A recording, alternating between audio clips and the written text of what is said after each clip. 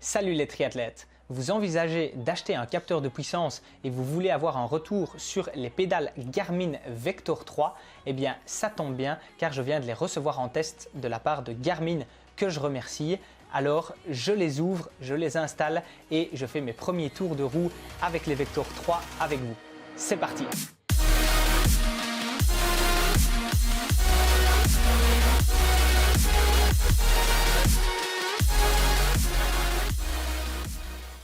Voilà donc la boîte qui contient mes Vector 3 et sans plus tarder, j'ouvre ça. En ouvrant, on a donc le guide d'installation des capteurs.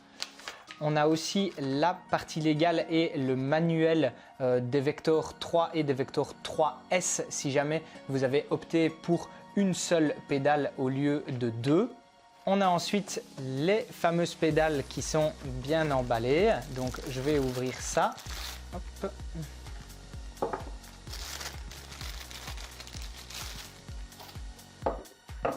On a donc deux pédales exactement identiques. Si jamais vous prenez les Vector 3S, eh bien ce sera uniquement la pédale gauche qui contiendra le capteur. Les piles qui viennent s'insérer ici et qui sont des piles LR44 et qui ont une autonomie d'environ 120 heures d'utilisation avec les pédales. Alors vous pouvez bien sûr coupler vos pédales avec votre compteur vélo ou avec votre montre ou encore avec des logiciels tels que Zwift ou TrainerRoad via le réseau Ant+ ou Bluetooth. Et d'après Garmin, la précision des capteurs est d'environ plus ou moins 1%. Et rien qu'en jouant un petit peu avec, on voit qu'elles sont directement actives. Et en plus des pédales, on a encore ceci qui est livré avec. Il s'agit tout simplement des cales et des vis qui vont avec les cales pour pouvoir les attacher. Voilà. Ce sont des cales Look Keo. Donc moi je ne vais pas les utiliser car j'ai déjà des Keo Look sur mes chaussures qui sont bien réglées. Donc je vais les garder sur le côté. Par contre, en dehors des cales, on voit qu'on a deux petites rondelles comme ceci qui viendront tout simplement se mettre entre la pédale et la manivelle si jamais le bout ici du capteur vient frotter contre la chaîne. Mais donc on verra en l'installant si on a besoin de mettre ces rondelles ou pas, en sachant que si on en met une, il faut forcément mettre l'autre de l'autre côté pour bien équilibrer. Et on va donc passer directement à l'installation. Donc pour installer les pédales Garmin Vector 3, tout d'abord retirer ces anciennes pédales. Ensuite nettoyer avec un petit chiffon la manivelle et surtout veiller à ce qu'il n'y ait pas d'excédent de graisse des autres pédales. Venir ensuite mettre un petit peu de graisse sur les nouvelles. Hop. Hop.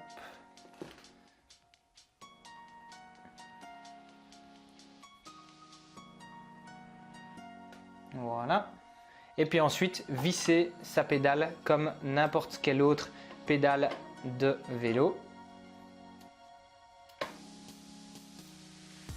Et puis enfin venir terminer de serrer la pédale avec une clé de 15.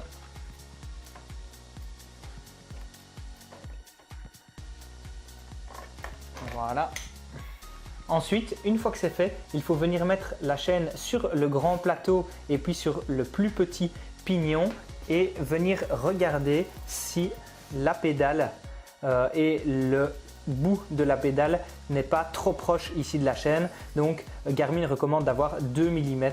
Ici c'est bon, et si jamais il y avait moins de 2 mm, eh bien on rajouterait la petite rondelle qui est ici, qu'on viendrait mettre entre la pédale et la manivelle. Et puis une fois qu'on est sûr que ça c'est bon, il suffit simplement de faire la même chose avec l'autre pédale. Ça y est, les deux pédales sont fixées, donc maintenant on va pouvoir les connecter avec la montre. Alors pour connecter le capteur, eh bien je vais tout simplement ici dans les paramètres. Hop, voilà ici paramètres, je rentre dedans, je vais dans capteur et accessoires. Ensuite je fais ajouter un nouveau et alors là je descends et je vais chercher le capteur de puissance ici. Donc là, il recherche. Donc je vais pédaler pour activer. Donc voilà, ici, il l'a détecté. Donc voilà, ici, le capteur de puissance. Donc je sélectionne. Ensuite, hop, voilà, ici, je vais sur le capteur de puissance. Il est bien connecté. Je dois ensuite changer la longueur du pédalier. Donc là, ici, il est déjà en 172,5 mm et cette longueur-là, vous pouvez la retrouver eh bien, sur votre pédalier. Mais si jamais vous voulez le changer, vous cliquez sur Enter et puis ici, eh bien, vous augmentez ou vous diminuez la longueur du pédalier. Et puis ensuite, il vous suffit de l'étalonner pour qu'il soit bien réglé. Et alors ici, il dit de retirer ses chaussures des pédales pour l'étalonnage. Donc là, ici, j'ai pas de chaussures dessus, donc c'est bon et je clique sur étalonner. Donc voilà, étalonnage du capteur de puissance. Étalonnage effectué. Donc là, il y a bien un couple de force de 0 sur les pédales ou 0,09. Donc c'est bon, je peux valider. Et c'est même conseillé de faire régulièrement cet étalonnage pour être sûr de ne pas avoir de soucis au niveau des données.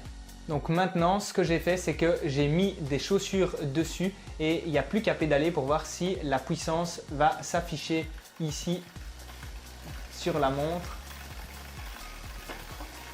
Donc voilà, c'est parti.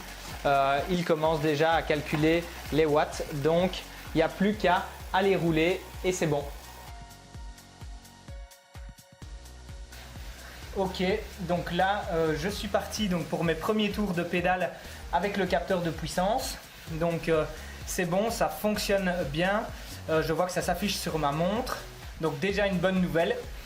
Donc voilà, en haut à droite de l'écran, donc ma puissance.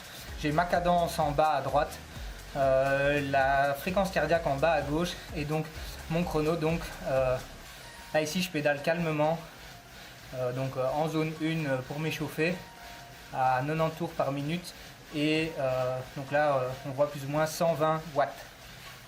Donc maintenant ce que je vais faire, c'est que je vais faire une séance un peu variée pour avoir des données de puissance sur différentes sortes d'exercices. C'est un entraînement avec 2 minutes 30 en force aux alentours de 50-55 rotations par minute. Je vais enchaîner directement avec 2 minutes 30 plutôt en vélocité aux alentours de 100 rotations par minute. Et puis ensuite, ce que je vais faire, c'est que je vais terminer avec 2 minutes 30 avec plus de puissance. Donc je vais essayer d'être plutôt dans le bas de ma zone 4 de fréquence cardiaque, puisque jusque maintenant, je m'entraînais beaucoup avec le capteur de cadence et avec la fréquence cardiaque. Donc je vais respecter ça et puis je verrai le résultat de la puissance que ça donne. Et cet enchaînement, donc au total ça va faire 7 minutes 30, 2 minutes 30 de force, 2 minutes 30 de vélocité, 2 minutes 30 à plus haute intensité et puis alors je vais enchaîner ça 3 fois. Et avant ça je vais commencer avec un échauffement et terminer avec un retour au calme. Et comme ça nous fera une première séance complète qu'on pourra analyser sur Garmin Connect. Allez, je vous reprends après le test.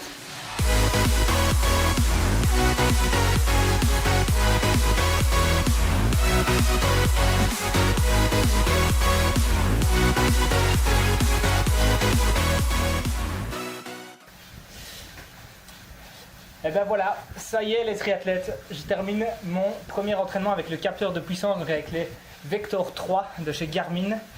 Je termine mon retour au calme et on analyse ça directement sur Garmin Connect.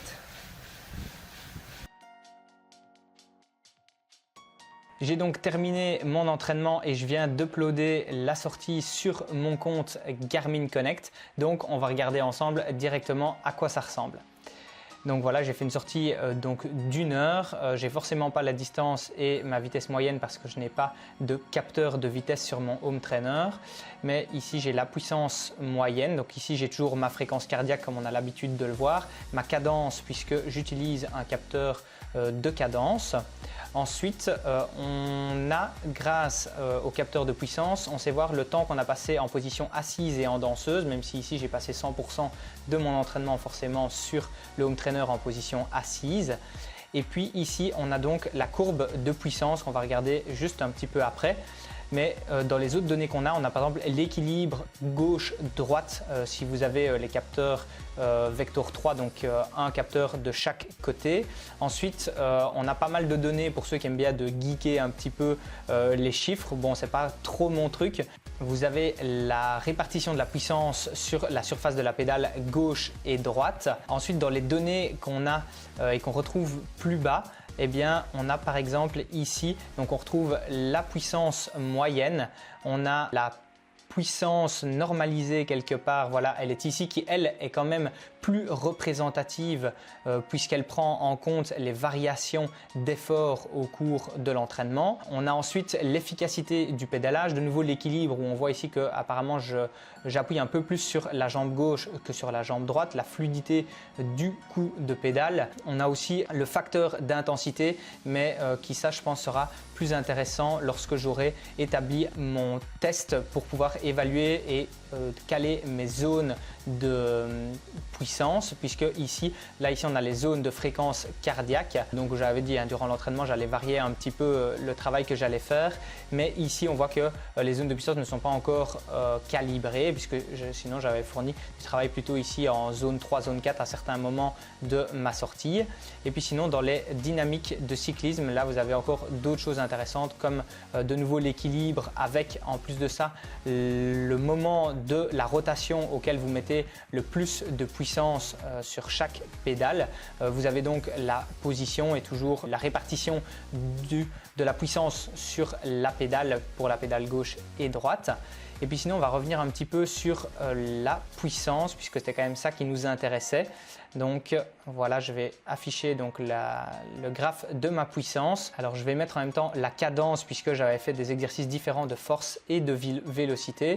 Donc voilà, ici en orange on a la cadence. On voit ici que le moment où je suis le plus bas c'est quand je faisais 2 minutes 30 en force et à ce moment-là eh bien, je développais une puissance d'environ 170, 180 watts plus ou moins en force.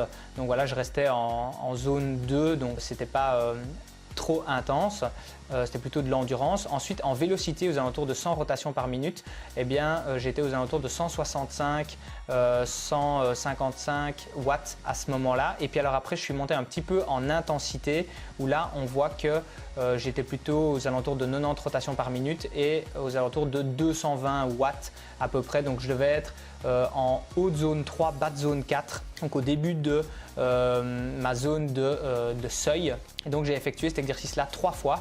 On voit que à chaque fois, bien, la puissance, donc si je retire juste la cadence, voilà, on voit que la puissance, forcément, elle a évolué petit à petit avec mon échauffement et puis au cours des différents exercices, on voit qu'elle se marque. Forcément, c'est une donnée qui fluctue un petit peu plus que la fréquence cardiaque, mais on voit qu'on arrive quand même à avoir des belles données. Donc concrètement, le test ici des Vector 3 est concluant, même si l'objectif n'était pas ici d'évaluer mon niveau, mais plutôt de travailler à différentes intensités avec différentes zones de cadence pour pouvoir voir un petit peu les résultats que ça donnait. Et dans les prochaines sorties, eh bien, à un moment donné, ce sera intéressant d'évaluer mon niveau et de faire différents tests pour caler mes zones de puissance. Donc voilà, vous avez un premier retour sur les Vector 3. Si vous vous intéressez aussi aux capteurs de puissance, eh bien n'hésitez pas à me le dire dans les commentaires en me disant un petit peu peut-être les choses que vous aimeriez savoir et que je vais essayer de découvrir au fur et à mesure avec mon utilisation du capteur de puissance.